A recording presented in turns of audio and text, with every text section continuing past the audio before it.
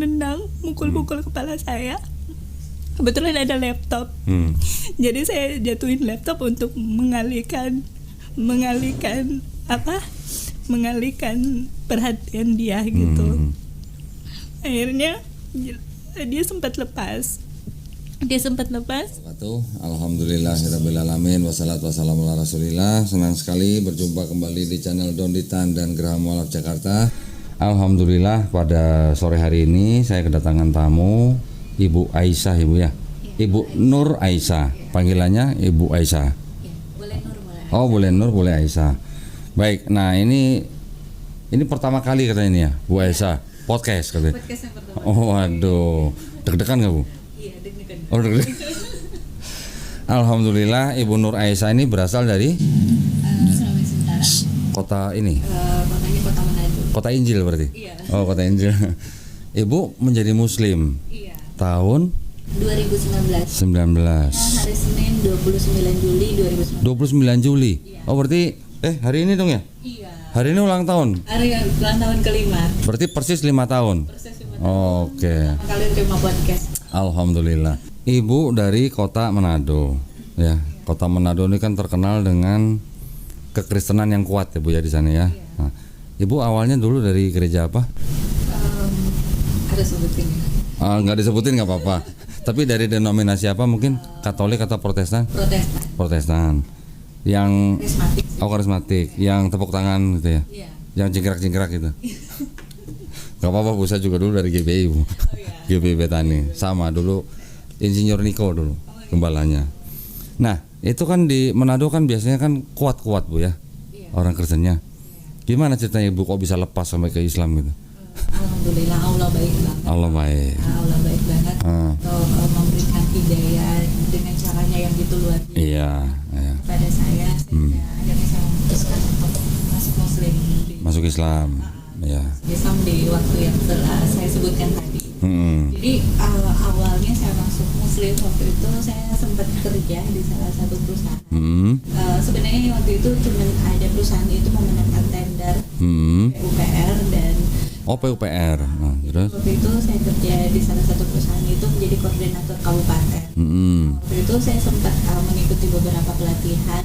Saat itu saya sempat satu kamar sama ada adik itu yang pintar banget ngaji. Masya Allah. Sebenarnya jadi Terus? ngaji itu saya rasa nyaman banget. Oh. Singkat cerita pada hari terakhir itu kebetulan kita mendapat fasilitas menginap di sebuah hotel dan saya mendapat fasilitas yang alhamdulillah lebih sebenarnya dari beliau. Mengundang dia untuk nginap bersama saya.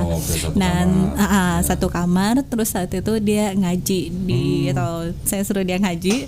Dan dia ngaji. Iya. Ibu orang Kristen waktu itu kan? Iya. Solo. Tapi saya suruh dia ngaji gitu. Ceritanya gimana tuh? Karena saya senang banget itu denger ngajinya, rasa tenang banget, nyaman banget gitu. Dan Terus? saat itu saya suruh beliau ngaji, terus dia udah berhenti sampai 3 kali saya suruh lagi. Ibu bayar nggak itu? Iya. Kenapa kok Ibu penasaran suruh dia ngaji?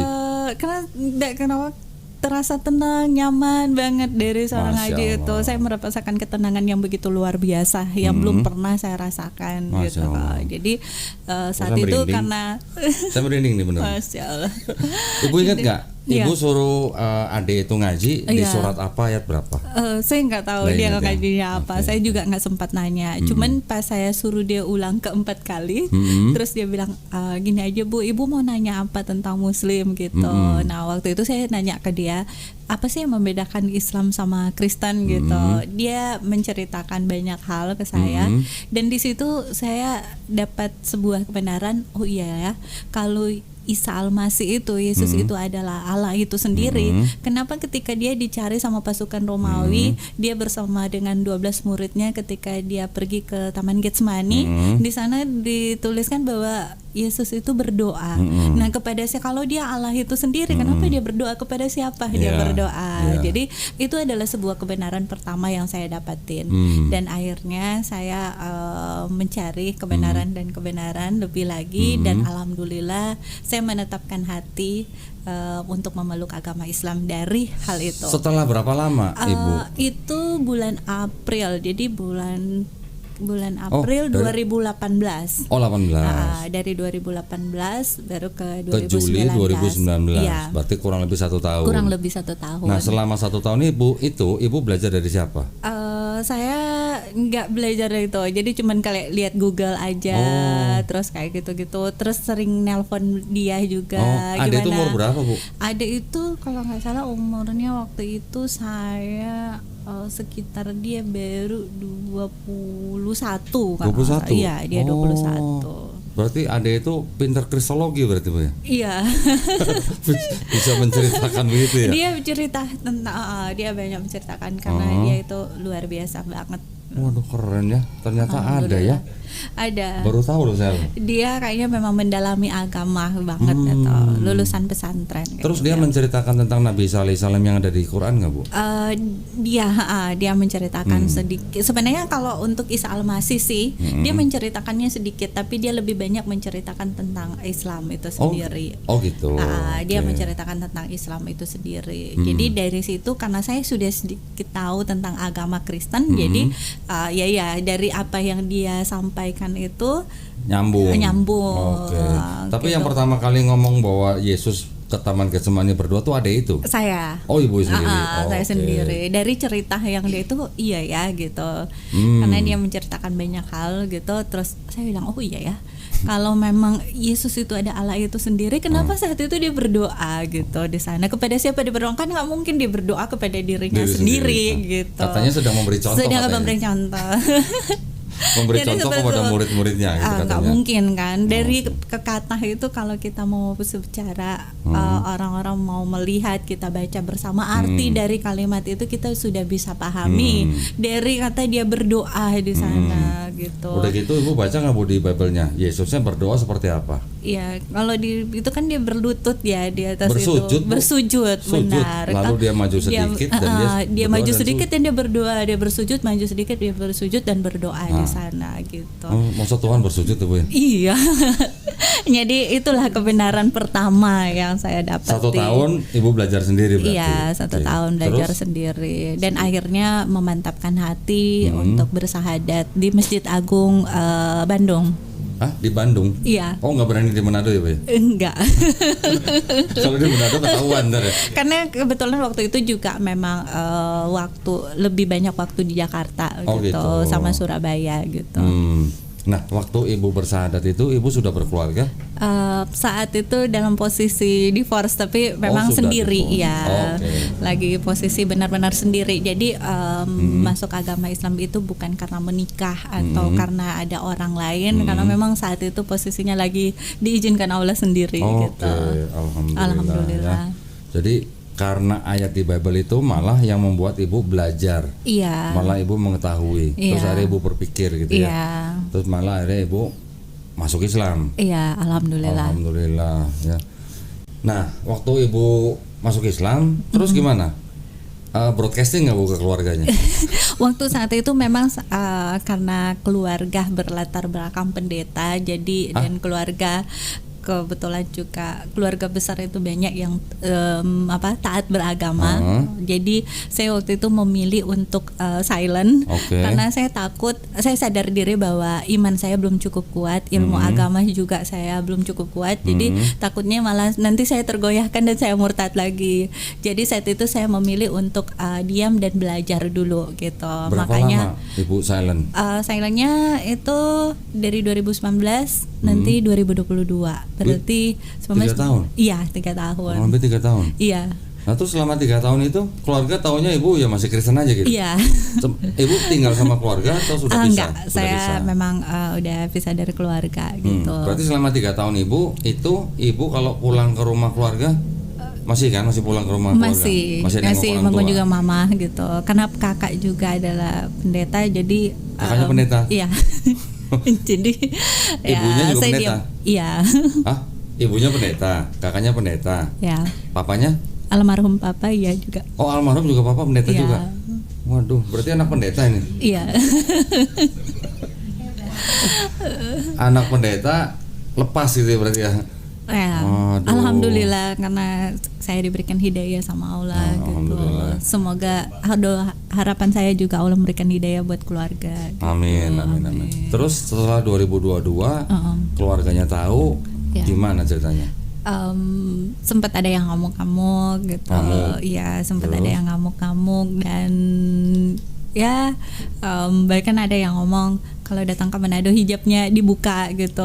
Kan enggak juga semua orang yang dilahirkan muslim juga nggak banyak kok yang nggak berhijab kayak gitu. Adalah penolakan, cuman akhirnya ada yang sudah mulai luluh hatinya dengan membuka komunikasi, walaupun mereka memang masih mengungkapkan rasa kekecewaannya yang begitu luar biasa gitu. Saudara ibu juga memang pada religius berarti ya? Iya, keluarga-keluarga baik di pihak mama maupun papa dia itu adalah orang-orang yang cukup taat beragama, religius. Ada yang pendeta gitu, tapi ada pun yang nggak pendeta, misalnya mereka mau wira swasta atau cuman petani ataupun keluarga, tapi mereka adalah orang-orang yang religius, terlibat di pelayanan istilahnya.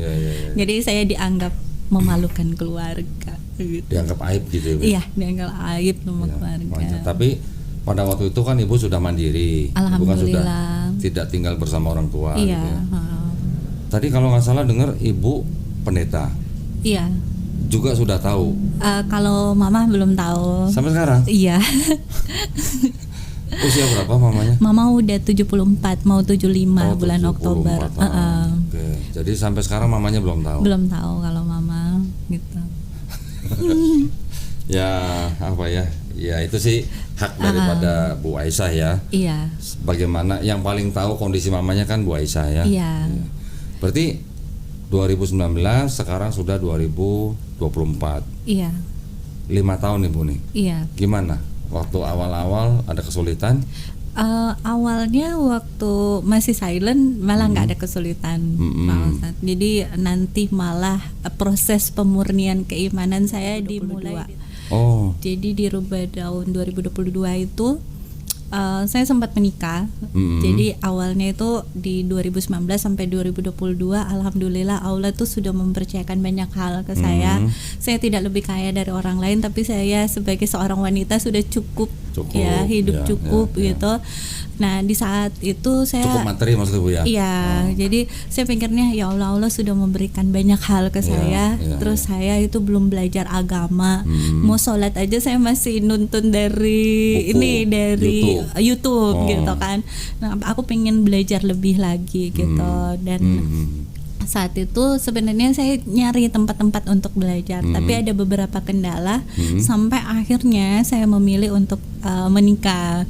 Saya bilang sama Allah, ya Allah kalau seperti ini tolong kirimkan saya imam untuk membimbing saya lebih dekat sama Engkau gitu. Dan akhirnya saat itu saya menikah. Tapi di saat justru saya memilih untuk lebih dekat, disitulah Allah memproses kehidupan saya begitu luar biasa. Jadi mau diceritakan detailnya? Jadi di akhirnya saya itu mungkin karena minimnya ilmu agama saya, waktu itu saya pengen menikah tapi saya pengen ta'aruf. Nah saya kira ta'aruf itu hanya sebatas tidak pacaran aja, tapi ternyata kan proses ta'aruf itu sebenarnya panjang. Dan akhirnya saya menikah pada tanggal 22 Mei 2022. Dan saat saya menikah di 3 bulan per awal saya sudah merasakan KDRT. Jadi di saat itu pertama kali saya menghadapi KDRT itu cuman karena saya tahu masa lalu dari mantan suami gitu. Jadi saya tahu ternyata mantan istrinya juga pernah hampir dibunuh sama dia gitu. Terus dia pernah istrinya masih berdarah-darah dipaksa untuk melakukan sesuatu yang selayaknya suami istri di samping anak gadisnya, dan itu dijadikan alasan untuk menjadi perpisahan antara dia bersama dengan mantan istrinya. Di situ saya merasa dibohongi banget gitu. Jadi akhirnya saya itu tahunya di sekitar jam 2 siang, di antara jam 2 siang, sekitar jam 2 siang itu pada tanggal 3 September 2022. Nah saat itu saya belum langsung tanya sama beliau, jadi nanti pas malam sudah mau tidur baru saya tanyain. Saya bilang, ayah boleh ngomong nggak gitu. Nah pas dia bilang boleh, akhirnya saya nanya, coba tolong jujur ke saya soal perpisahan dengan mantan istrinya gitu. Nah, karena saya bilang saya ada di dunia usaha. Kalau ada kebohongan itu saya berpikir akan menghambat rezeki kita. Itu kejujuran ayah itu tidak akan merubah hubungan kita. Cuman saya pengen jujur aja. Nah, saat itu akhirnya dia ngamuk-ngamuk. Dia ngamuk-ngamuk, saya udah ketakutan. Terus habis dia ngamuk-ngamuk, saya bilang nggak apa-apa kok gitu. Kalau nggak mau ngomong ya nggak apa-apa juga. Tapi akhirnya dia tampar saya untuk pertama kali. Nah, pas saya ditampar untuk pertama kali, adiknya gedor-gedor pintu karena kedengaran di luar. Adiknya gitu. Suami. Karena kebetulan waktu itu kita weekend, dia pulang ke rumah mertua. Nah, jadi pas saat itu saya ditampar-tampar. Pas adiknya ketuk-ketuk pintu tuh, akhirnya dia buka pintunya. Awalnya nggak mau buka, dia buka. Pas dia buka, adiknya bilang, kita semua di rumah ini sudah ngerasakan tangannya suami saya. Kenapa harus Kak nikah lagi?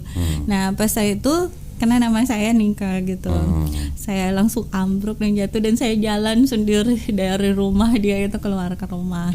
Nah, tapi saat itu orang tuanya karena orang tuanya sangat baik dan keluarganya sangat baik, dan dia juga minta maaf dan tidak melakukan lagi, dan saya memilih untuk bertahan karena saya pikirkan kalau mau pisah saat itu saya baru menikah dan saya sudah mempublikasikan diri juga sebagai seorang muslim, saya sudah berhijab, gimana pandangan dari orang-orang lain gitu. Nah, saat itu saya masih bertahan. Nah, tapi saya masih sering mengalami KDRT, bahkan saya sampai digigit. Digigit nih. Loh, kok malah cowok yang gigit? Bisa kan cewek yang gigit, Bu? Iya, jadi saya digigit sama dia gitu. Jadi kalau kapan aja dia mau nampar ya udah dia nampar gitu. Walaupun dia kan itu lagi mengidap beberapa penyakit, jadi saya berusaha untuk kayak masak setiap dia mau makan masakin gitu. Terus ya pokoknya kalau dia nggak ada seneng aja, pipi saya sampai sekarang itu malah pipi ini sama ini beda gitu, antara kanannya itu beda. Nah, puncaknya saya masih bertahan. Puncaknya itu di tanggal dia pukul saya itu di tanggal 27 Maret 2023. Ibu ini kok hafal ya tanggal-tanggal? Iya, jadi karena saya sempat menulis buku kok tentang perjalanan hijrah saya. Jadi tanggal-tanggalnya itu saya hafal. Jadi kisah-kisah itu memang saya hafal. Tanggal 27 Maret itu saya waktu itu saya ngontrak rumah itu ada 2 lantai, di bawah saya jadiin kantor. Dan karena sudah banyak kali terjadi KDRT dan banyak sekali perbedaan di kita, nah akhirnya waktu itu kebetulan lagi di ruang kerja dan saya minta ke beliau untuk bantuin dalam membuat surat-surat, ada beberapa surat yang harus saya kerjain. Nah, pas saya itu saya bilang juga, karena saya lihat dia di handphone kelihatan bahagia banget. Jadi saya pikir kayaknya dia lebih bahagia dengan handphonenya dan mungkin dengan kehidupannya daripada dengan saya. Kalau kayak gitu kan masih mendingan ya udah, kalau kita mau pisah nggak apa-apa gitu. Akhirnya saya dengan posisi yang sama, ayah boleh ngomong nggak gitu.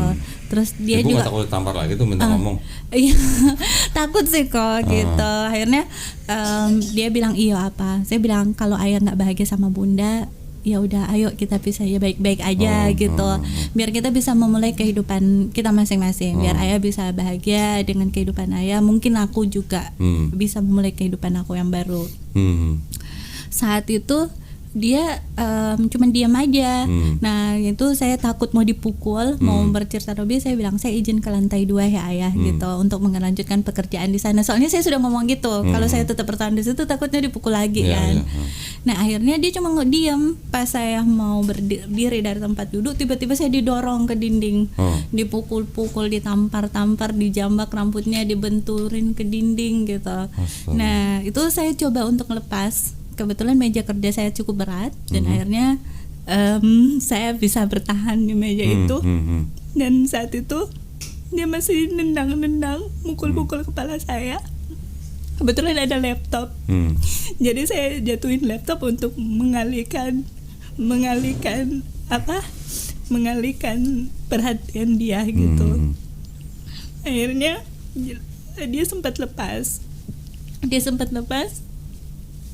Aisyah mau lari keluar, dikejar juga sama dia, didorong. Pas didorong, dia keluar ke belakang. Aisyah kira dia mau menenangkan hati gitu di belakang. Dan taunya dia keluar udah sama pisau. Astaga. Dia keluar sama pisau, terus Aisyah ditarik, udah pisaunya tuh udah di sini, Di udah di leher. Sementara kepala Aisyah tuh sudah berdarah. Waduh.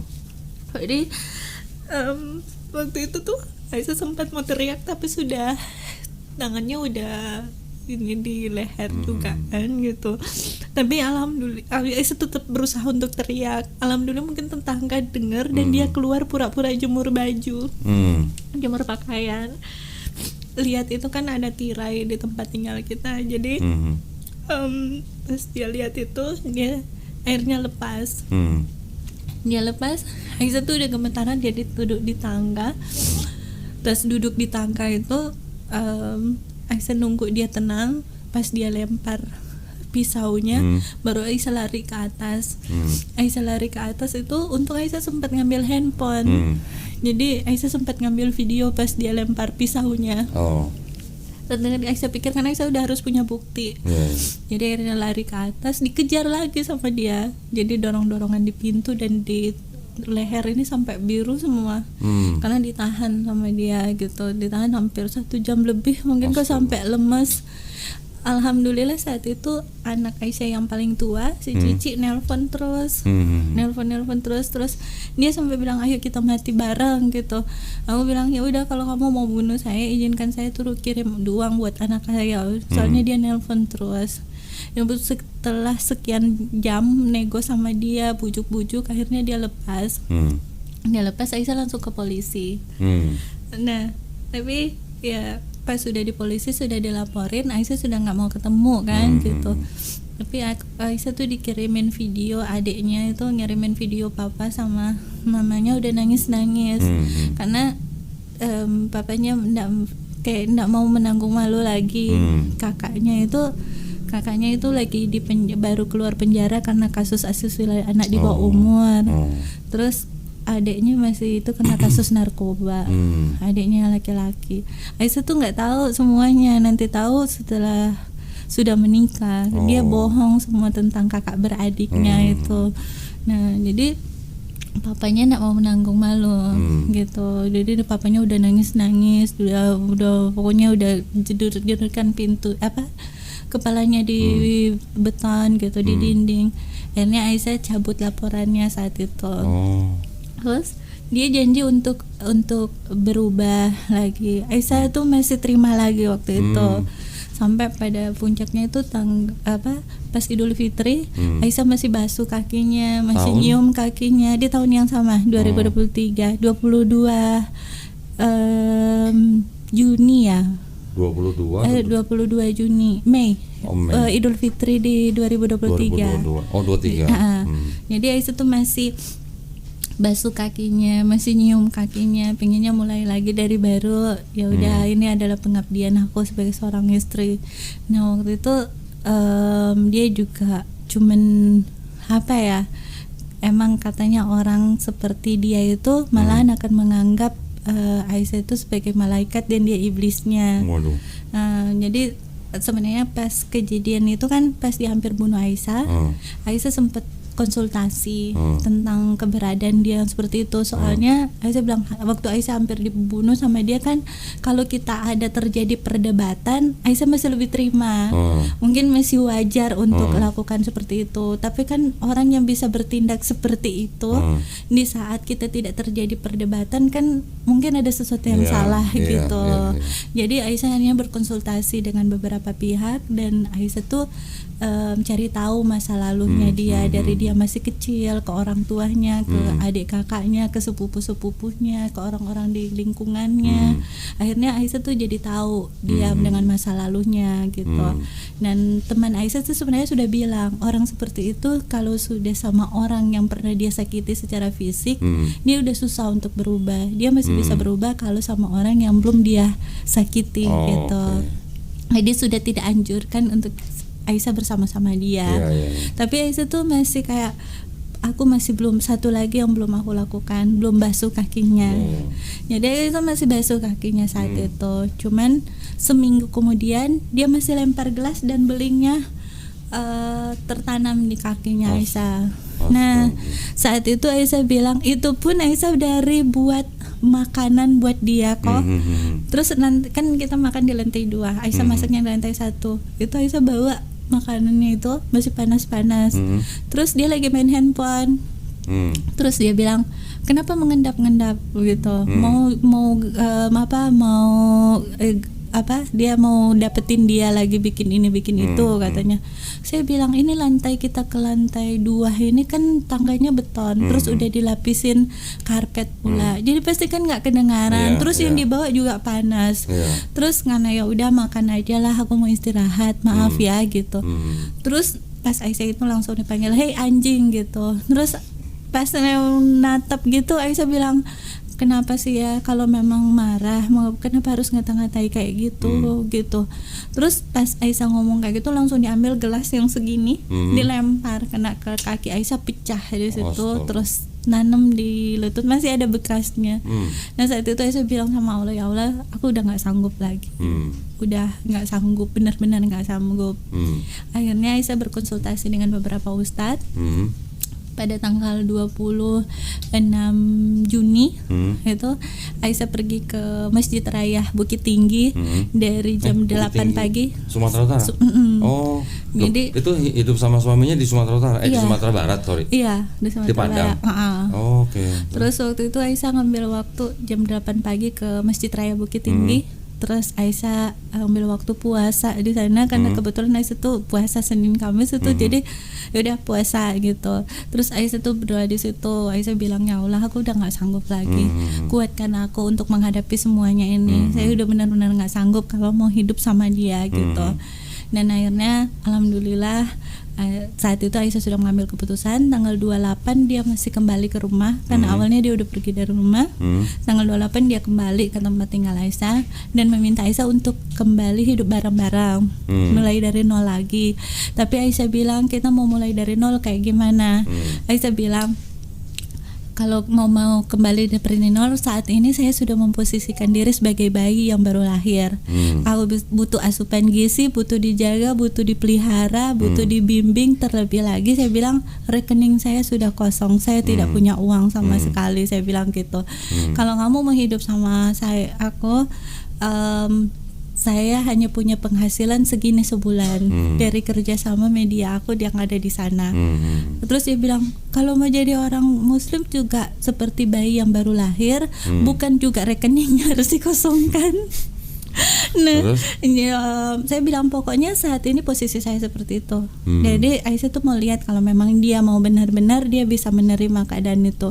Katanya dia tidak seperti itu jadi muslim. Jadi dia pengen banget beli rumah sama beli mobil. Tapi gimana Aisyah mau berusaha juga untuk membeli atau mengeluarkan uang, sedangkan Aisyah sudah sering di KDRT.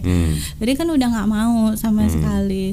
Tapi dia terus memaksa seperti itu. Aisyah berkeras hati juga saat itu, kalau memang mau bareng dia harus menerima posisi yang ada sekarang. Aisyah bilang, kalau memang kamu mau pengen macam-macam, ya kita kalau mau lanjutkan rumah tangga, izinkan saya untuk pulang pergi dari Bukit Tinggi ke Jakarta sama ke Kalimantan. Berarti saya harus berusaha lagi.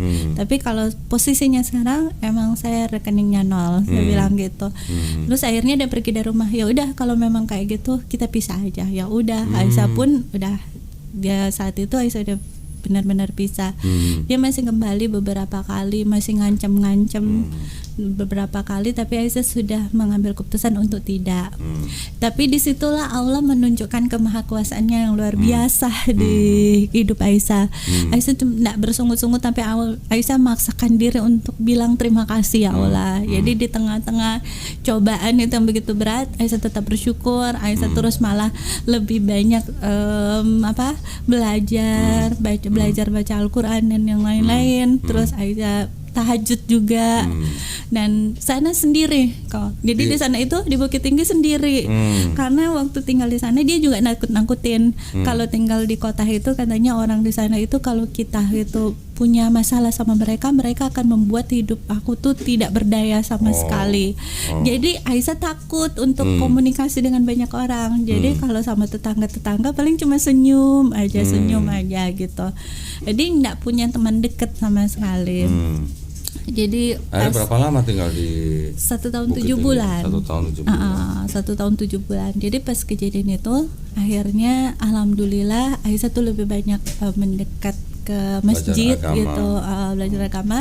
Dan di masjid itu pas tanggal 26 itu ketemulah sama ibu-ibu yang mengatakan di sana itu ada belajar Al-Quran setiap hari Senin.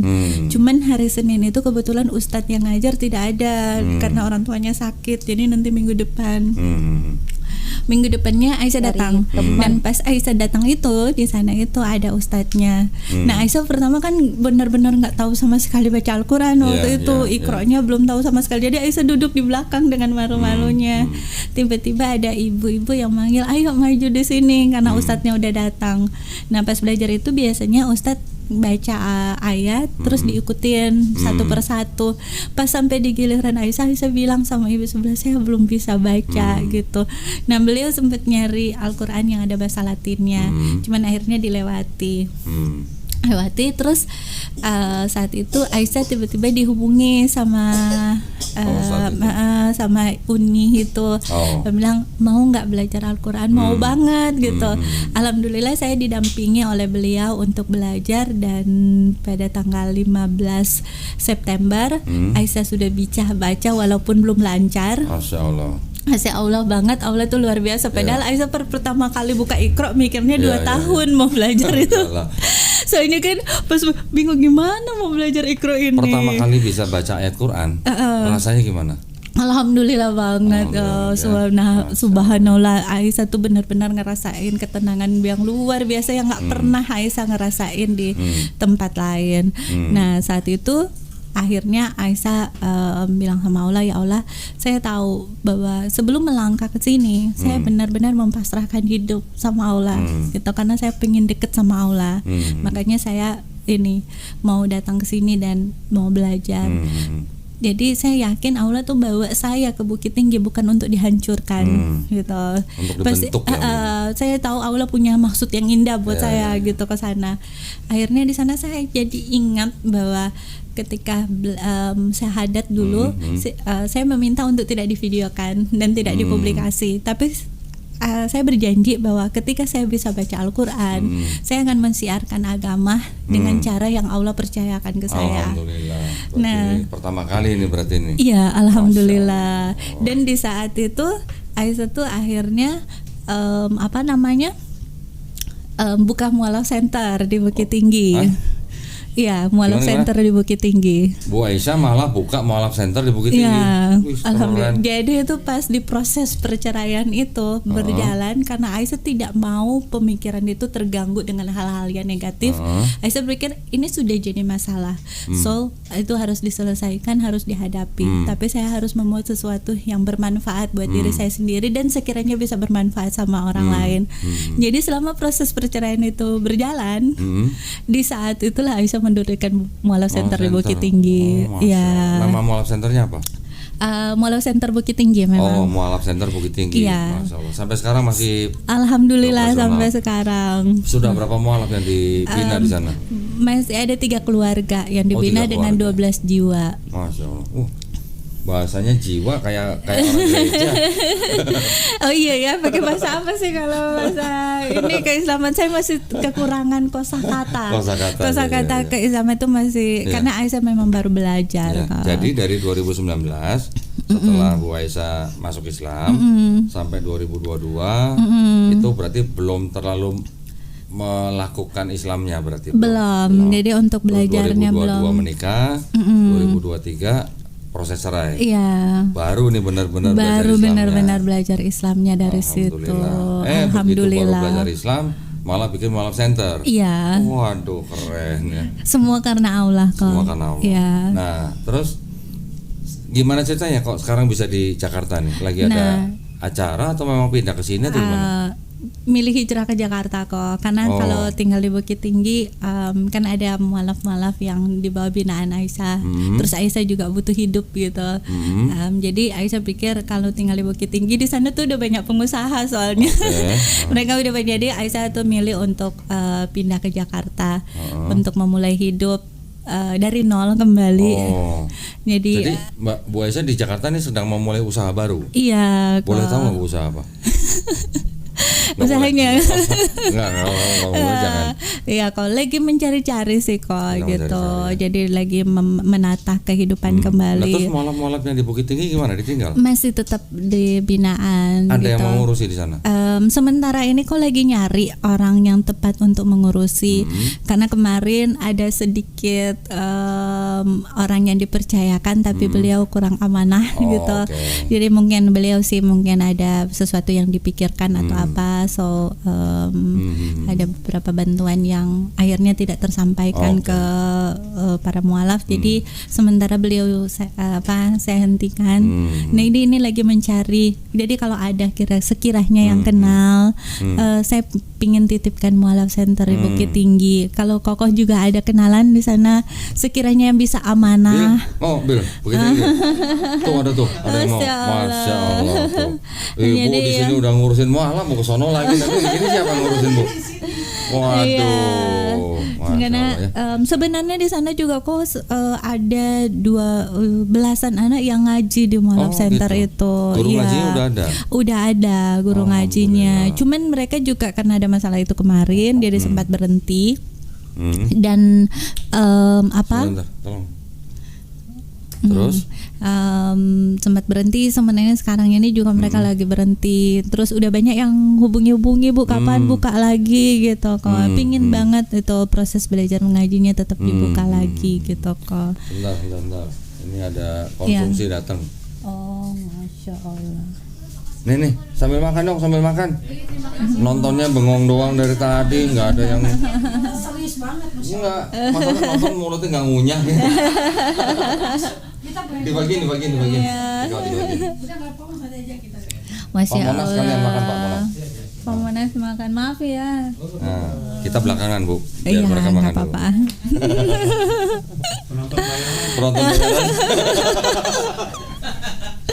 Penonton bayaran. Aduh. Dari tadi diem aja, nggak ada yang ngunyah, kasihan banget. Kasihan banget sih. Ayo makan. Saya dulu belum selesai saya nih. Kakak mau makan dulu? Nanti. Pak Monas silakan, Pak. Pak Monas selamat. Iya. Erik ya. Nah, terus berarti sekarang Ibu berarti mualaf center yang di Bukit Tinggi tetap ada yang ngurus. Iya. Tapi Ibu tinggal ke sini. Iya, sementara ini belum ada kok. Yang waktu aku tinggalin sebenarnya ada. Cuman ini dari Idul Fitri kesininya yang belum ada stop. lagi. Oke. Iya, pengennya tetap. Ya. Mudah-mudahan ya Bu ya. Nanti bisa lanjut lagi ya. Iya, Insya Allah. Ibu udah berapa bulan di sini berarti dari Idul Februari. Fitri? Tapi waktu Februari, Maret, April masih sempat ngontrol-ngontrol ke sana. Gitu. Cuman habis Idul Fitri kesininya yang belum sempat lagi ke sananya. Iya. Iya. Keren ya Ibu ya. Ibu udah mualaf, bikin mualaf center. Masya Allah. Semua karena Allah kok. Semua karena Allah. Ya. Di Bukit Tinggi memang banyak Bu orang masuk Islam. Lumayan banyak kok. Cuman yang itu belum sempat tercover semuanya, gitu. belum saya data semuanya. Sebenarnya banyak sih kok. Cuman waktu itu karena keterbatasan saya juga gitu. Dan saya pinginnya sebenarnya mualaf yang ada yang di bawah binaan saya itu mereka bisa menjadi contoh bagi mualaf-mualaf yang lain. Jadi memang waktu itu mualaf center itu saya diriin dari yang ada ke saya aja, sisa-sisa yang ada. Tempatnya di saya. Tempatnya di mana Bu? Di Bukit Tinggi? Di rumah siapa itu? Belakang saya kontrak. Oh, kontrak. Di belakang Hotel Santika. Dan saya memang waktu itu belum sempat mempublikasi minta tempat itu. Tapi udah ada orang yang datang untuk minta bersyahadat di situ. Kalau orang datang minta bersyahadat belum ada. Itu sebenarnya mualaf-mualaf yang sudah memang sudah mualaf gitu mereka.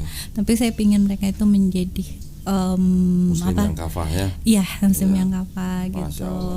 Mudah-mudahan Allah rahmati ya Bu ya. Iya. Ya. Insya Allah. Terus Ibu nih kan sudah 5 tahun nih, ya iya. Kan? Ibu nggak pengen pulang ke Manado?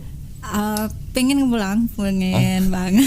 Tapi untuk domisili enggak. Domisili enggak. Saudara-saudara berarti masih di sana semua ya? Iya, masih di sana semua. Masih ada komunikasi dengan saudara-saudara di sana? Masih ada kok, cuman kalau kakak sementara tutup dulu gitu. Iya. Tutup dulu. Soalnya pas kemarin dimurnikan proses pemurnian iman saya itu beliau sempat gini, kan sempat down, benar-benar down saya, tempat di titik nol gitu, dan saya masih berjuang juga sekarang. Jadi beliau bilang kalau kembali ke Kristen dalam 3 bulan ini ekonomi kamu pasti langsung pulih lagi. Nah, jadi sejak saat itu saya masih milih untuk tidak. Ibu dulu waktu sebelum mendengar teman sekamar yang ngaji di kamar hotel itu, sebelumnya itu ibu pernah nggak punya stigma negatif terhadap Islam? Alhamdulillah tidak. Tidak? Karena papa itu walaupun beliau pendeta, dia banyak teman ustadz dan imam juga. Karena dulu papa pernah tugas sebagai pendeta itu di belakang itu kampung 100% dari muslim. Jadi di belakang kita itu ada apa? Aduh, mohon maaf Bu, dari tadi kok nggak dikasih air minum ya? Ada tadi. Nggak tahu dong, kasih air minum dong. Ada tadi kok. Sebentar, Masya Allah. Aku nggak dikasih air. Kadang-kadang kalau dikasih air nggak diminum gitu. Belum ada sponsor. Belum ada sponsor. Ayo nyari sponsornya kok. Ada. Oke. Nanti dikat ya, Rik ya, dikat ya. Kalau minum, saya ajarin ya Bu ya. Iya. Sebagai seorang Muslim, minum sebaiknya pakai tangan kanan. Oh iya. Ya Bu ya. Jangan direkam Rik. Enggak aman. Aman ya. Masih gede. Saya memang mau belajar. Dulu Ya, saya benar-benar ini kok lebih konsentrasi kayak memperkuat ekonomi saya. Jadi ya memang harus begitu ya. Kan Bu Aisyah kan seorang wanita mandiri. Ya tetap memikirkan ekonomi lah. Iya. Karena ya bagaimanapun kan sekarang Ibu kan posisinya seorang wanita sendiri. Ya harus ekonominya dulu dikuatin. Apalagi Ibu punya Mualaf Center gitu. Ada rencana juga mau buka Mualaf Center di Jakarta? Sementara dipersiapkan kok. Waduh, berarti punya rencana? Udah sementara direnovasi. Di Jakarta? Di Tebet. Oh di Tebet? Masya Allah. Ini keren banget ya. Waduh, sudah ada yang mau dibina di Tebet? Belum ada sih kok. Jadi baru persiapkan tempatnya aja dulu. Jadi nanti kalau ada yang itu di sana, yang penting tempatnya sudah saya sediain gitu. Karena saya butuh tempat tinggal juga kan gitu. Saya butuh tempat tinggal. Jadi sekalian aja gitu. Saya jadi belajar di situ. Ada teman-teman juga bisa belajar gitu. Nah kan saya juga sendiri kan kok.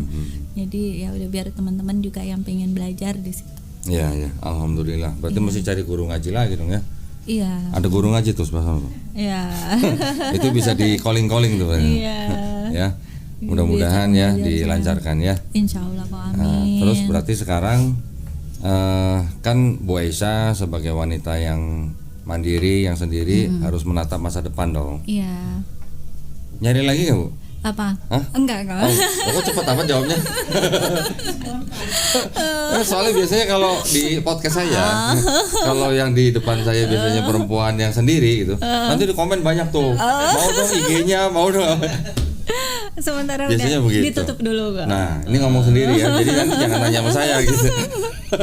Biar dengar sendiri. Jadi Ibu mau konsen dulu ya, menata ekonomi dulu ya. Menata hidup dalam agama, terus belajar agama dulu. Ya, gitu. itu juga penting ya Bu ya. Nah, penting. Ekonomi penting. Ekonomi penting, tapi agama juga penting. Ya. Terpenting itu agama, ekonomi ikut.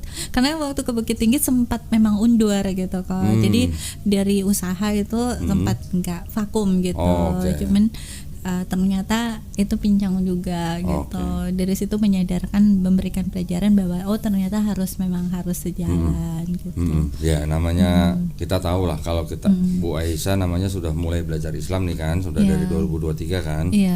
Belajar bagaimana usaha yang target kita tuh bukan kekayaan. Ya, bukan materi yang harus jadi target Bu. Tapi apa? Barokahnya. Iya, betul. Barokah itu jauh lebih penting daripada materinya. Gitu. Iya, gitu. Kita dapat misalnya penghasilan bermiliar-miliar, tapi kalau nggak barokah, percuma gitu. Ya kan Bu ya. Semoga ya kok. Ya, mohon doanya, mohon kita dukungannya. sama-sama berdoa ya. Karena memang saya lagi baru bangkit semuanya. Memang tapi lagi mau bangkit tapi nggak mau imam, gimana caranya? Biar Allah sendiri. Iya dong, harus ada imam ya. Ini kalau buka lowongan nih, nanti ramai nih masih di bawah nih, yang komen-komen ini. lebih baik sih tetap harus ada imamnya. Gitulah. Tapi pelan-pelan, Iya. jangan terburu-buru gitu lah. Iya. Ya, dari komunitas itu Iya. nanti bisa. Sudah. Insya Allah. Sebenarnya udah ada sih kok yang ngelamar, cuman masih Katanya minggu tadi. tapi belum mengambil keputusan untuk oke mau mengakhiri semuanya masa itu Oh, pantesan kok. ditutup udah ada Masih- calon.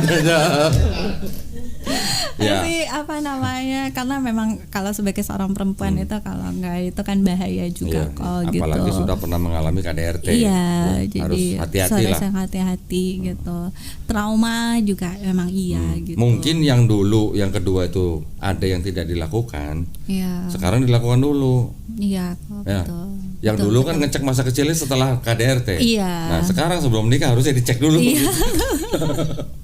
Karena juga memang harusnya memang karena ilmu agama Aisyah mungkin yang masih kurang. Karena mungkin kalau sebenarnya ilmu agama Aisyah itu udah juga mantap, kalau memang dia juga ada jodoh, caranya Aisyah untuk berkomunikasi atau menanggapi masalah itu mungkin berbeda ya kok. Cuman karena yang kembali lagi sebenarnya karena ilmu agama Aisyah yang kurang gitu. Jadi tidak juga mempersalahkan dia sih gitu, karena ilmu agama Aisyah Udah yang ditampar kurang. kanan kiri masih juga nggak nyalain ya, masya Allah ya, keren loh guys ini. Kayaknya harus melihat ke diri kita aja supaya tidak Ibu ada dulu waktu dendam ma- dan benci gitu. Oke, ibu dulu waktu masih Kristen pernah ditampar? Nggak pernah sama sekali kok. Setelah jadi muslim malah ditampar? Mau dikerasin suaranya aja tuh nggak pernah, karena semua orang di rumah itu pada tahu bahwa aku nggak bisa banget dikerasin gitu. Jadi karena mungkin aku dibesarin di keluarga pendeta kan, di rumah itu nggak ada yang kayak mau teriak-teriak itu nggak ada sama sekali. Dan Aisyah itu anak bungsu dari 2 bersaudara gitu. Ini mungkin di Aisyah tuh dari kecil itu semua orang kayak mau menjaga bagaimana perasaan Aisyah supaya tidak tersakiti gitu. Jadi selalu sangat-sangat dijaga oleh semuanya gitu, supaya ketika memang juga menghadapi semuanya, pokoknya pertama kali dikerasin dengan suara ya saat itu sama beliau. Pertama kali juga menerima caci maki dari umur dari Aisyah ngerti dari lahir ya pertama kali sama dia. Belum pernah sama sekali ada orang yang katakan anjing atau apa, itu nggak pernah sama sekali. Oke. Itu nggak pernah sama Tapi gini Bu, mohon maaf ya Bu ya, kalau ini agak sensitif ya. Kan Bu Aisyah dari kecil sampai akhirnya masuk Islam tidak pernah dikasari apalagi ditampar. Setelah masuk Islam nikahnya sama orang muslim malah dikatain, malah ditampar. Iya. Gimana pandangan Ibu tentang itu? Tentang Ibu bisa bedain nggak antara muslim dan Islam gitu? tidak, kalau maksudnya soal agama itu tidak mempengaruhi pandangan Aisyah tentang Oke, agama. Itu ke alhamdulillah. personnya gitu, Alhamdulillah. ke pribadinya orang. Jadi itu. oknum ya Bu ya? Oknumnya. Tidak mewakili Islamnya Tidak ya Bu? gitu sama Alhamdulillah. sekali. Alhamdulillah sih. Alhamdulillah. enggak. Jadi Ibu pandangan Ibu terhadap Islam ya fine-fine Bu, saja. ya. Alhamdulillah. Malahan, Itu yang penting. Malahan justru dengan kejadian itu Aisyah tuh makin kuat gitu imannya sampai saat ini. Dan itulah kenapa Aisyah selalu bikin mualaf center, karena Aisyah tahu bahwa ternyata mungkin di luar sana juga ada para mualaf lain yang mungkin punya masalah yang sama Aisyah atau mungkin lebih berat dari Aisyah gitu. Jadi Aisyah pengen merangkul mereka juga di sana. Mungkin gitu. kalau boleh saya komentari sedikit Bu ya. Kalau suami Ibu yang Ibu sudah cerai atau sedang proses kan? Sudah, alhamdulillah gitu. Mungkin kalau suami Ibu yang melakukan KDRT dengan Bu Aisyah itu mungkin dia kurang ngaji Bu. Iya. Ya. Di Quran memang ada ayat bahwa suami boleh mukul istri. Iya, Ya Bu ya. Tapi bukan berarti mukul seperti yang Ibu terima itu. Iya. Kan di Quran juga dikatakan taatilah Allah, taatilah Rasul. Berarti kalau di Quran ada kata-kata seperti itu, untuk melakukannya kan berarti kan kita harus melihat contoh yang dilakukan oleh Rasul atau sunnah Rasulnya. Iya. Sedangkan kalau kita cari hadis manapun, tidak pernah sekalipun Nabi mukul istrinya. Iya. Dan mukul istri yang diperbolehkan di Quran itu syaratnya seperti apa? Pertama, tidak boleh di wajah. Iya. Ibu Oh ini tampar ya? tampar nih, Waduh. pipinya udah beda ini ke Berarti- kanan sama kiri. Pipinya Bu Aisyah udah kebal dong berarti. Iya. Pertama, tidak boleh mukul istrinya di wajah. Iya. Yang kedua, tidak boleh meninggalkan bekas. Nah, gimana caranya? Iya. Gimana caranya mukul istri? Satu, nggak boleh di wajah. Kedua, nggak boleh meninggalkan bekas. Berarti kan kita harus lihat contoh daripada Nabi Muhammad SAW. Pernah nggak beliau mukul istri-istrinya? Iya. Ternyata tidak ada. ternyata tidak pernah diceritakan Nabi Muhammad SAW memukul salah satu istrinya. Berarti kalau begitu gimana? Kalau Quran bilang taatilah Allah, taatilah Rasul, ketika kita belajar Nabi Muhammad SAW tidak pernah mukul istrinya, berarti kan sebenarnya kita tuh nggak boleh mukul istri kalau begitu. Nah, itu mungkin kurang ngaji suaminya. Tapi dia kalau mau sholat sih rajin banget, Mbak. Oh, sholatnya rajin? Rajin, Mbak. Tapi salah-salah baca Al-Quran. Jadi Ya, kalau masalah salah-salah pertama gini, Aisyah tuh mikirnya, pertama kan dia bilang sama mantan istrinya sering kadang-kadang lagi sholat istrinya nggak mau sholat bareng, terus lagi sholat istrinya bilang salah itu doanya gitu. Dan ternyata kan pertama kan Aisyah mikirnya ya kan belum tahu ya. Jadi pas nanti Aisyah sudah mulai baca hafal ayat-ayat pendek gitu kan, Aisyah kan jadi tahu kan, belajarnya sendiri. Nah pas kita sholat bareng, setelah Aisyah sudah tahu, barulah Aisyah tahu, oh dia ternyata salah-salah emang, cuman nggak berani untuk ngomong. Nanti Aisyah dipukul lagi. Tapi maksudnya sholat bareng di rumah tuh sholat sunnah atau sholat wajib? Sholat wajib. Loh, sholat wajib kan harus ke masjid yang laki-laki. Dia kadang di rumah gitu. Di rumah. Tapi kadang kalau sholat subuh kita ke masjid. Cuman yang ada yang aneh sih di kita. Jadi setiap kali kita itu sholatnya di masjid subuh, pulangnya dia tuh kayak orang kesetanan gitu loh. Kok bisa gitu? Iya, pasti berantem hebat, terus Aisyah dipukul gitu. Tapi gimana dia juga mau pulang nggak kayak gitu? Di masjid itu lagi ceramah subuh. Di sana kan ada ceramah subuh kalau kita ke masjid. Dia di sana tuh duduk gini sampai ketidur kayak gini. Nah jadi pas pulang pasti jadi masalah tuh, jadi masalah. Pulang lu mukul, jadi ini sampai trauma. Udahlah aku nggak mau sholat di masjid lagi, nanti pulang dari masjid aku dipukul. Harusnya sih bukan begitu ya, harusnya bukan. Jadi nggak tahu kenapa, cuman memang ada sesuatu mungkin yang dipegang atau apa sama dia sampai dia mungkin kayak gitu. Apa? Dipegang apa? Jimat gitu? Iya mungkin kalau mau dilihat, jadi kayak sisi manusia jiwanya dia sama ininya selalu berantem gitu. Karena tiba-tiba kadang-kadang dia berantem. Kalau Aisyah misalnya tahajud dia suka marah-marah. Kalau misalnya Aisyah tuh dia sampai bilang mengganggu banget gitu. Pernah nggak Ibu puasa, Aisyah baca Quran di dekat dia ngamuk-ngamuk gitu? Pernah dia tidur sampai nendang gitu. Jadi pas kan sampai mau bangun tahajud ya udah kadang-kadang diam-diam aja terus baca. Apalagi kalau baca ayat kursi di subuh-subuh itu dia suka kayak ngeram kayak gitu. Itu mah perlu diruqyah itu mah. Itu tapi perlu susah diajak ruqyah sampai orang tuanya udah ngajakin sekali aja dia mau, habis itu udah nggak mau lagi. Waktu di ruqyah, waktu pertama kali di ruqyah tuh gimana sampai dia? Kayaknya dia terlalu keras, dia terlalu kuat ininya, jadi nggak kerasa. Tapi kan katanya harus berapa kali, pas ajakin kedua kali udah nggak mau lagi. Ya sudahlah, itu semuanya masa lalu ya Bu ya. Iya. Pokoknya yang penting Ibu Aisyah sudah mengambil pelajaran. Iya. Tetapi dari pengalaman Ibu, dari mulai masuk Islam sampai menikah lagi, mengalami hal-hal yang tidak mengenakan, tadi Bu Aisyah bilang juga tidak mengubah pandangan Ibu terhadap Islam, itu sudah alhamdulillah.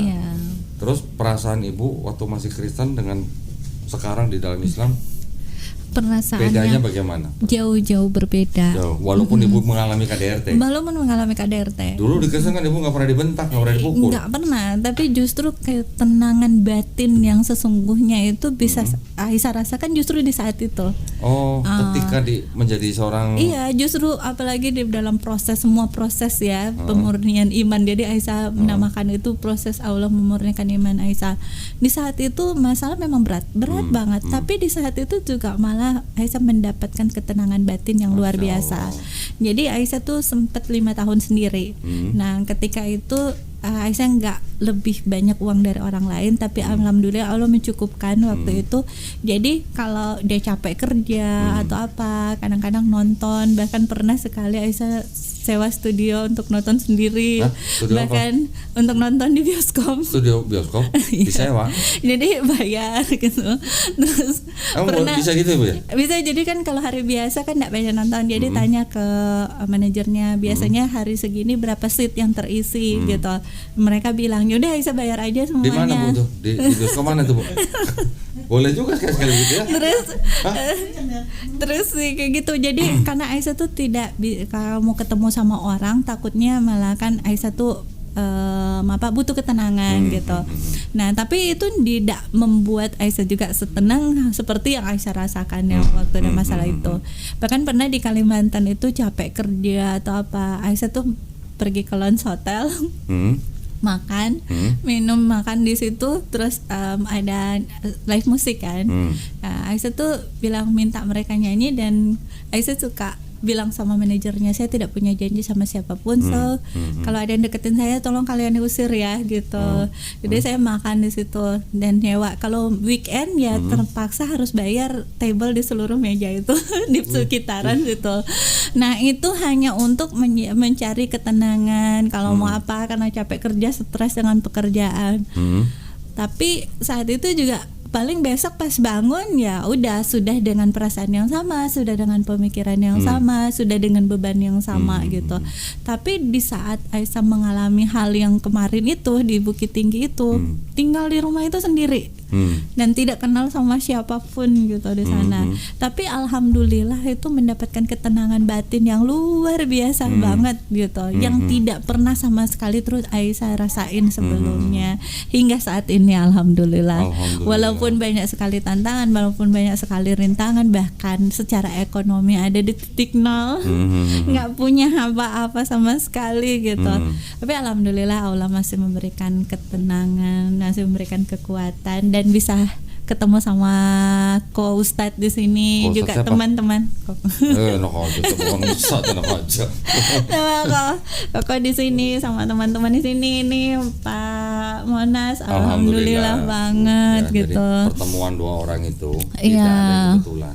Iya. Semua sudah diizinin Allah SWT. Sudah diatur sama Allah. Ini teman-teman di sini nih, ini dari Mualaf Center Cikarang ya? Cikarang. Betul ya? Mualaf Center Cikarang. Ini juga nggak kebetulan. Oh gitu. Mereka datang ke sini, akhirnya mereka jadi penonton nih. Penonton bayaran. Dikasih nasi kotak. Dikasih nasi kotak lagi ya. Alhamdulillah. Nah, jadi kita bisa saling menguatkan. Iya. Ya. Siapa tahu nanti Ibu setelah ini bisa membantu Ibu yang di sana atau Ibu di sana bisa membantu Bu Aisyah. Tidak ada yang tahu. Tidak ada yang tahu. Semua bermula dari silaturahmi. Iya. Ya, mau bisnis kayak, mau amalan kayak, semua bermula dari silaturahmi. Iya kok. Dan nanti kalau ada proyek atau ada yang perlu dikerjakan nanti hubungi Waduh, alhamdulillah. Alhamdulillah. Saya siap kerja kok. Nah, juga tadi saya mau nanya apa namanya kalau mau nonton sendiri bilang kita ya. Tapi katanya di Islam nggak boleh. Jadi makanya saya nggak boleh apa? Menonton bioskop. Atau gitu. siapa? Oh, boleh. Yang ditonton apa dulu gitu. Oh gitu ya, tergantung filmnya ya. Iyalah, kalau film religius masa nggak boleh ditonton. Oh iya di bioskop. Kalau film yang bisa menguatkan iman kita masa nggak boleh ditonton. Oh boleh ya kalau ya.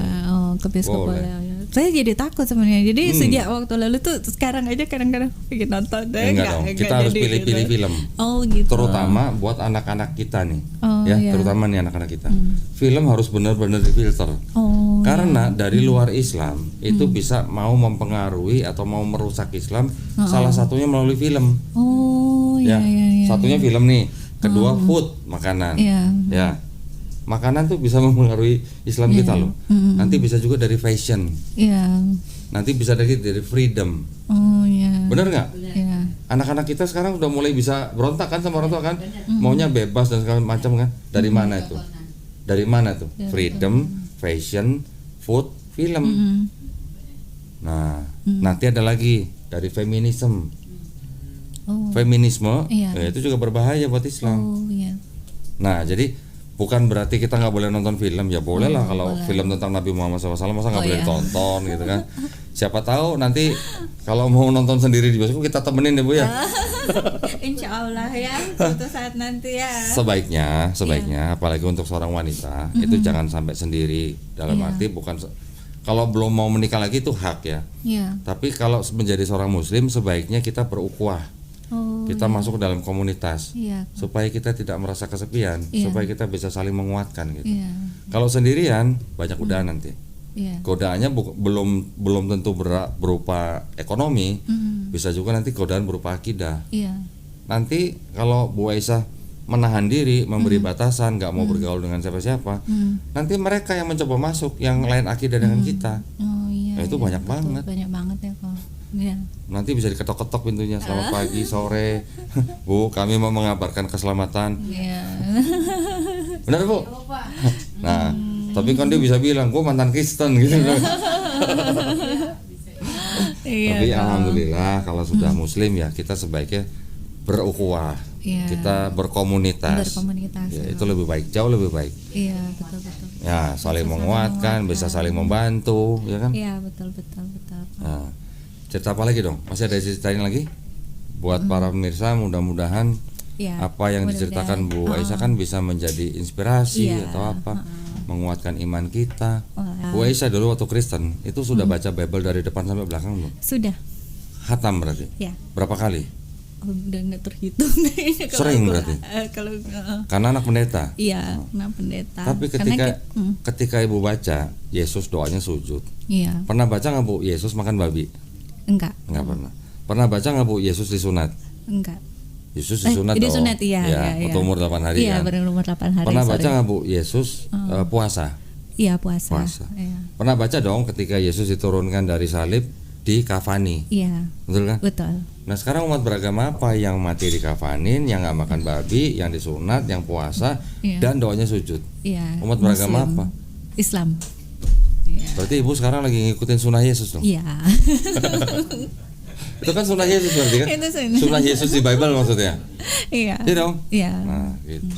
Itu bisa Ibu sampaikan juga kepada teman-teman mualaf nanti di Mualaf Center. Iya, betul. Menguatkan bahwa kita ini sebenarnya sedang mengikuti sunnah Yesus gitu, Iya. yang tertulis di Bible gitu. Iya. Nah buat teman-teman yang masih belum Muslim tinggal ditanya, teman-teman Kristen itu sebenarnya sedang mengikuti Paulus atau mengikuti Yesus? Iya, betul. Kan gitu. Betul. Boleh nggak Bu kasih pesan buat teman Boleh penonton banget. Iya. ya? Ibu mungkin bisa kasih pesan buat teman-teman yang memang sudah lahir di keluargamu Islam, atau juga buat teman-teman yang belum Muslim. Iya. Saya ngomongnya belum Muslim, bukan non Muslim. Iya. Kalau belum Muslim, insya Allah jadi Muslim. Iya, insya Allah. Yang Silakan belum. kalau ada pesan Bu.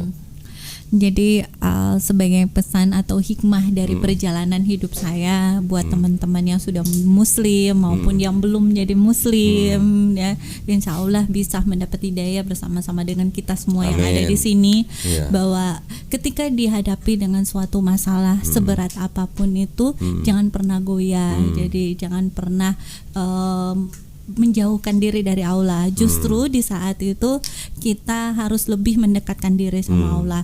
Kita harus Masya berpasrah diri sepenuhnya sama Allah. Masya Allah. Karena Allah tuh tidak pernah mengizinkan suatu masalah kita hadapi karena kalau Allah tahu itu kita tidak mampu gitu sebagai seorang manusia. Jadi jangan pernah menyalahkan Allah dan jangan pernah seuzon dengan apa yang kita nggak boleh hadapi seuzon. gitu, nggak boleh seuzon. Jadi kita belajar ketika diperhadapkan dengan sebuah masalah, kita belajar untuk mengambil hikmah dari masalah itu dan jangan buru-buru untuk mempersalahkan orang lain. Jadi kita lebih melihat ke diri kita sendiri. Sekiranya introspeksi diri kita sendiri, karena itu yang mampu menyembuhkan kita dari luka-luka batin gitu. Jadi ketika saya menghadapi sebuah masalah itu tidak mudah. Secara manusia saya tidak mampu, sangat-sangat tidak mampu. Tapi saya memilih untuk bersyukur. Jadi di saat situasi lagi sangat-sangat sulit, saya memaksakan diri itu tetap bilang terima kasih ya Allah. Sampai suatu saat saya itu tidak bisa untuk berkata-kata apa-apa dalam doa saya, dalam sujud saya sudah tidak sanggup untuk berdoa. Tapi di situ tuh saya cuma bilang terima kasih ya Allah, terima kasih, kuatkan saya, sayangi saya, cintai saya, jangan tinggalkan saya. Itu aja doa yang selalu sampaikan di setiap sujud saya di sepanjang saya menghadapi proses hidup di Bukit Tinggi. Masya Allah. Jadi selama saya di sana itu saya nggak pernah mau, pokoknya ada hal-hal yang menyakitkan itu saya tetap bilang terima kasih ya Allah. Gitu. Jadi di dalam kunci kehidupan saya punya 6, yaitu tetap berpasrah sepenuhnya sama Allah. Kedua, banyak-banyak bersyukur. Ketiga itu tulus dan ikhlas, bangun hati yang tulus dan ikhlas. Keempat itu sabar. Kelima itu banyak-banyak bersedekah. Terus keenam itu tetap rendah hati. Gitu. Masya Allah. Jadi itulah pesan saya. Saya hanyalah manusia, saya tidak bisa menggurui yang lain, tapi itu hal yang saya praktekkan dalam kehidupan saya, dan saya berusaha untuk mengimplementasikan apa yang saya pelajari di dalam Al-Quran gitu di dalam kehidupan saya, dan alhamdulillah saya ada hingga saat ini. Saya sempat kehilangan semuanya. Jadi ketika saya pindah ke Jakarta itu, saya dalam posisi saya tidak punya apa-apa sama sekali. Tapi alhamdulillah sampai saat ini saya masih bisa makan, saya masih bisa kesana kemari, dan saya bisa ada di sini. Alhamdulillah. Jadi itulah sebagai pesan-pesan saya ke semuanya. Terus belajar untuk menggunakan waktu yang Allah berikan dengan hal-hal yang baik gitu, yang sekiranya bisa bermanfaat bagi banyak orang gitu. Ya, keren. Tetap ya pesannya kuat ya. gitu. Ini sebelum Jangan ditutup, goyah. penonton ada yang mau nanya nggak? Ada yang mau Penonton. nanya. Iya. Udah kalah ya? Penonton. Silakan Bu. Saya tanyakan tadi di awal dikatakan bahwa ibu Nur Aisyah sudah orang tuanya belum tahu ya. Iya. Sampai saat ini. Iya. Bagaimana sampai bisa seperti itu? Ibu kenapa sampai orang tua tuh sampai belum tahu? Itu bagaimana hubungan selama ini? Hubungannya sama mama itu baik-baik aja, cuman Aisyah tuh lebih memilih tidak menyampaikan karena beliau sudah pernah stroke, dan saat ini kembali stroke beliau di Desember kemarin, dan sebenarnya kebahagiaan mama, kesehatan mama adalah yang utama gitu dalam kehidupan saya. Jadi saya nggak mau beliau itu kenapa-napa gitu. Saudara-saudara juga nggak ada yang berani kasih tahu mamanya? Nggak ada kayaknya. Cuman apa pernah mungkin sudah itu, cuma memang Aisyah yang melarang untuk menyampaikan, karena Aisyah itu tidak pernah mau membebani mama dengan masalah apapun. Tapi harapan Aisyah ada buat mama. Ketika mama kemarin itu kembali stroke kok, Aisyah tuh berdoa, ya Allah jangan ambil mama sebelum mama syahadat.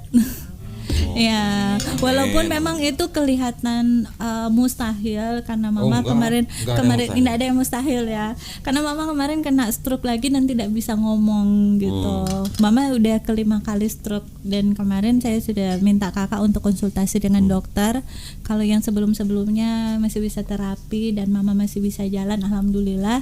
Tapi pas kena serangan yang terakhir di bulan Desember itu, kayaknya kata mama, kata kakak sama dokter juga emang udah susah untuk diterapi karena usia gitu. Tapi saya masih berharap mama masih bisa diberikan hidayah sama Allah. Amin.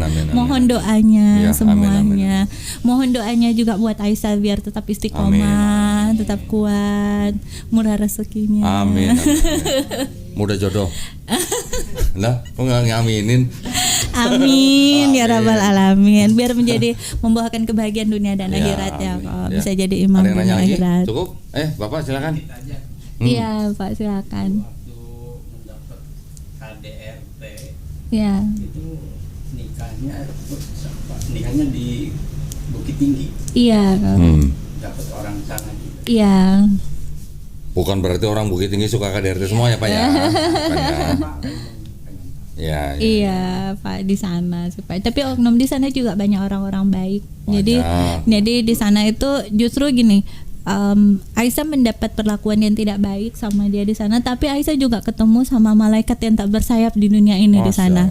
Di Bukit Tinggi. Di Bukit Tinggi, di kota yang sama. Jadi di sana itu Allah menunjukkan sesuatu yang luar biasa di sana. Jadi ketika Aisyah di sana itu yang pertama kali Aisyah bilang bahwa ada yang manggil Aisyah ke depan waktu mau belajar Al-Quran di hari Senin. Aisyah tuh nggak tahu bahwa beliau itu ternyata adalah salah satu anak orang terkaya di Bukit Tinggi. Dan beliau yang menjadi malaikat tak bersayap buat Aisyah sampai saat ini. Dan Aisyah merasa makanya sampai sekarang bisa kuat karena Aisyah bilang, ya Allah izinkan saya untuk membalas kebaikan beliau. Jadi beliau itu yang menguatkan Aisyah di sana. Jadi Aisyah tuh ditinggalkan orang yang sejahat itu secara manusia, tapi Allah menunjukkan juga. Jadi Aisyah tuh diajarin belajar Al-Quran. Walaupun kalau mau dipikir mungkin beliau tuh udah punya keluarga yang baik-baik aja, dan dia udah punya segalanya. Dia gak perlu mau care sama orang lain, juga hidupnya udah baik-baik aja kok gitu. Tapi dia begitu memperhatikan Aisyah sampai ke hal-hal yang terkecil di kehidupan Aisyah, yang kayak menguatkan Aisyah di tengah-tengah malam, walaupun dia sudah itu sama keluarganya masih nelpon, adek lagi baik-baik aja gitu. Jadi ya itulah Allah ya, kalau kita benar-benar mau sabar dengan segala apa yang diizinkan Allah itu sebenarnya di tengah-tengah tidak baik itu Allah sudah mempersiapkan juga sesuatu yang baik buat kita. Jadi jangan pernah menyerah dalam hidup, jangan pernah putus asa dalam keadaan apapun. Jangan pernah berburuk sangka kepada jangan Allah. pernah berburuk sangka sama Allah, jangan pernah suuzon sama Allah gitu. Mungkin Bu Aisyah mau kasih pesan buat yang tadi Ibu sebut malaikat tak bersayap itu. Siapa Masya tahu dia Allah. nonton kan? Ya, Siapa nanti tahu, saya atau kirim mungkin nanti ya. Bu Aisyah juga bisa kirim linknya ke dia. Buat malaikat yang tak bersayapku. Siapa? Soalnya beliau tidak pernah mau menyebutkan namanya. Oh gitu? Iya, jadi di sana tuh Aisyah tuh dipertemukan sama kakak, sama adik gitu. Yang beliau juga si Ade ini, dia itu juga adalah orang luar biasa yang tidak pernah mau disebutkan namanya. Oh, gitu. Jadi benar-benar mereka berdua itu yang Aisyah bilang mereka adalah malaikat tak bersayapku. Jadi kasih pesan dong. terima kasih, semoga Allah membalas semua kebaikannya, ajaran-ajarannya, insya Allah bisa terpatri di dalam kehidupan Aisyah dan bisa diimplementasikan di dalam kehidupan Aisyah dan semua doa yang terbaik buat keluarga gitu. Uni dan adik aku. Ini pelajaran banget ya berarti ya. Kita ngobrol sama Bu Aisyah nih kurang lebih 1 jam lebih nih. Subhanallah. Pelajarannya banyak banget nih, ya kan? Allah Subhanahu wa taala sudah menciptakan tertawa dan menangis. Allah Subhanahu wa taala menciptakan malam dan siang. Allah Subhanahu wa taala menciptakan laki-laki dan perempuan. Allah Subhanahu wa taala menciptakan kekayaan dan suzon, Pak. Bukan kemiskinan, Pak, kecukupan, Pak. Jangan suzon, Pak. Baca Quran lagi, Pak. Ya, di Quran nggak ada bilang menciptakan kekayaan dan kemiskinan, nggak ada. Kecukupan. Mohon maaf, Pak ya. Mohon maaf, Pak. Ya, jadi semuanya mudah-mudahan kita bisa mengambil hikmah ya dari ceritanya Bu Aisyah. Mudah-mudahan menjadi inspirasi buat kita, mudah-mudahan juga menguatkan iman kita, mudah-mudahan juga bisa membentengi akidah kita. Ya, alhamdulillah. Terima kasih banyak waktunya. Sama-sama. Ya. Mohon doanya, sama-sama. mohon bimbingannya, mohon dukungannya Sama-sama mohon. buat saya. Sama-sama mendoakan. Kita sama-sama sama-sama mendoakan ya. Baik, mudah-mudahan kita semuanya istiqomah dan husnul khotimah. Itu yang paling penting. Amin ya rabbal alamin. Baik, terima kasih banyak para pemirsa perhatiannya. Mudah-mudahan kisah Bu Aisyah ini bisa membawa berkah buat kita semua. Amin. Buat para pemirsa yang ingin membantu perjuangan dakwah kami, dipersilakan untuk mengirimkan ke BSI dengan nomor 111 8899 atas nama YPM At-Tauhid Jakarta. Konfirmasi bisa ke nomor handphone 0813 9883 7007. Barakallahu fikum, semoga partisipasi para pemirsa diterima di sisi Allah Subhanahu wa taala sebagai amal jariah ya. Amin ya rabbal alamin. Baik, kalau begitu akhir kata wabillahi taufiq wal hidayah. Wassalamualaikum warahmatullahi wabarakatuh. Terima kasih banyak Bu Aisyah. Terima kasih banyak terima kasih semuanya. Terima kasih. Teman, karena sering lihat teman sholat, sering lihat teman ngaji. Saya pergi dari rumah, saya udah bulatkan hati untuk masuk ke